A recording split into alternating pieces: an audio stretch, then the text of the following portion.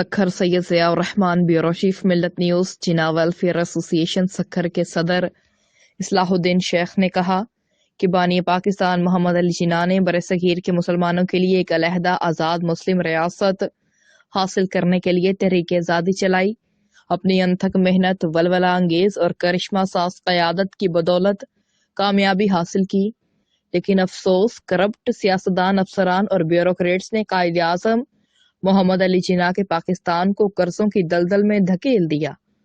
وقت کا تقاضا ہے کہ ملک کو قرضوں کی دلدل میں دھکیلنے والے کرپٹ سیاستدانوں، افسران اور بیوروکریٹس کی تمام جائیدادیں قومی تحویل میں لے کر نیلام کی جائیں تاکہ ملک کا قرضہ اتر سکے. اگر ایسا نہ ہوا تو ملک بحران سے نہیں نکلے گا. تمام سیاستدان، افسران اور بیوروکریٹس کی تنخواہیں ایک عام مزدور کے برابر کی جائے. ان خیالات کا اظہار انہوں نے جنا ویلفیئر ایسوسی ایشن سکھر کے زیر اہتمام بانی پاکستان قائد اعظم محمد علی جناح کے 145ویں یوم ولادت کے حوالہ سے مقامی ہال میں منعقد پروقار تقریب سے خطاب کے دوران کیا.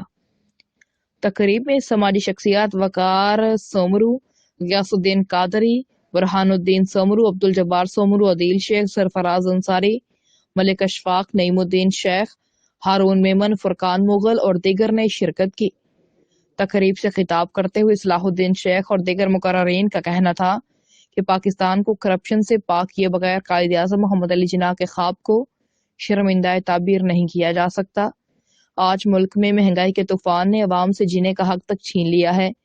عوام مسائل دیکھ کر لگتا ہے جو پاکستان ہمیں قائد اعظم محمد علی جناح نے دیا تھا وہ یہ نہیں ہے. لا الہ الا اللہ کے نام پر بنانے والے اسلامی ریاست پاکستان میں کرپشن انتہا کو پہنچ چکی ہے. عوام اپنے حقوق کے لیے سڑکوں پر جمع ہے، لیکن افسوس اب تک عوامی مسائل حل تو درکنار، عوام کو مہنگائی سے چھٹکارا نہیں مل سکا. امیر امیر تر ہوتا جا رہا ہے اور غریب غریب تر ہوتا جا رہا ہے. قائد اعظم محمد علی جناح کا پاکستان جب تک مسائل میں گرا ہوا ہے، جب تک ملک کی بیوروکریٹ سیاستدانوں کی تنخواہیں ایک عام مزدور جتنی نہ ہو، ملک میں اقتدار کو مزہ لوٹنے والے کرپٹ سیاستدانوں سمیت سرکاری محکموں کے کرپشن میں ملوث افسران نے وطن عزیز کی دولت کو دونوں ہاتھوں سے لوٹ کر کنگال کیا ہے. آج ملک میں معیشت کا پہیہ جام ہے. کرپٹ افسران اور کرپشن میں ملوث سیاستدانوں نے ملک کو بحرانوں میں دھکیل دیا ہے اور ان بحرانوں کا خمیازہ ملک کی غریب عوام کو بھگتنا پڑ رہا ہے. تمام مکاتب فکر سے تعلق رکھنے والے لوگ پریشان حال ہیں، لیکن افسوس عوام کے مسائل حل ہونے کی بجائے ان میں آئے روز نت نئے اضافے کر کے عوام کو بے وقوف بنایا جا رہا ہے. قائد اعظم محمد علی جناح دنیا کی چند ان شخصیات میں شامل ہیں جنہوں نے تاریخ کا دھارا موڑ دیا اور دو قومی نظریے کی بنیاد پر مسلمانوں کو علیحدہ وطن دلایا. مسلمانوں پر ان کا یہ عظیم احسان کبھی نہیں بھلایا جا سکتا.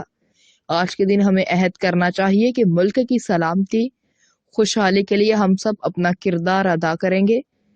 اختتامی تقریب قائد اعظم محمد علی جناح کی یوم پیدائش کے حوالہ سے کیک کاٹا گیا اور دعا کی گئی.